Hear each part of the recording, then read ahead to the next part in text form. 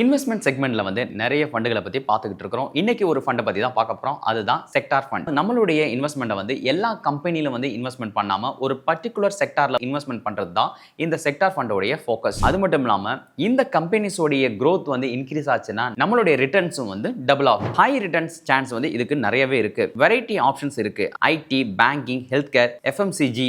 இந்த செக்டார் ஃபண்டை பொறுத்த வரைக்கும் நம்மளுடைய ஃபினான்ஷியல் ப்ராப்ளமுக்கு வந்து பெரிய ஹெல்ப் பண்ணும். நம்மளுடைய லாங் டர்ம் ட்ரீமுக்கு வந்து இந்த செக்டார் ஃபண்ட் வந்து ரொம்ப பெஸ்ட்னு சொல்லுவேன். நம்மளுடைய குழந்தைகளுடைய படிப்பு, வீடு கட்டுறது, நம்மளுடைய பிசினஸ்க்கு லாங் டர்மா வந்து ஒரு சேவிங்ஸ்க்கு வந்து இது ஹெல்ப் பண்ணும். நாம செலக்ட் பண்ணக்கூடிய செக்டாரோடைய growth வந்து இன்க்ரீஸ் ஆச்சுன்னா நம்மளுடைய ரிட்டர்ன்ஸும் வந்து இன்க்ரீஸ் ஆகும். ஆனா எவ்வளவுக்கு எவ்வளவு ரிட்டர்ன்ஸ் அதிகமாக கிடைக்குதோ அந்த அளவுக்கு ரிஸ்க் இருக்குன்றத மறந்துடாதீங்க. ஒரே செக்டார்ல ஃபோக்கஸ் பண்ணி ஹை ரிட்டர்ன்ஸ் வேணும் அப்படின்னு நினைக்கிறவங்களுக்கு இந்த செக்டார் ஃபண்ட் வந்து ஒரு பெஸ்ட் சாய்ஸ்னு சொல்லலாம். உங்களுக்கு இன்வெஸ்ட்மெண்ட் சம்பந்தமா ஏதாவது டவுட்ஸ் இருந்துச்சுன்னா ஸ்கிரீன்ல தெரியற நம்பருக்கு கால் பண்ணுங்க. எங்க டீம் உங்களை கான்டாக்ட் பண்ணி உங்களுக்கு தேவையான இன்வெஸ்ட்மெண்ட் சம்பந்தமான டீடைல்ஸை அவங்க சொல்லுவாங்க.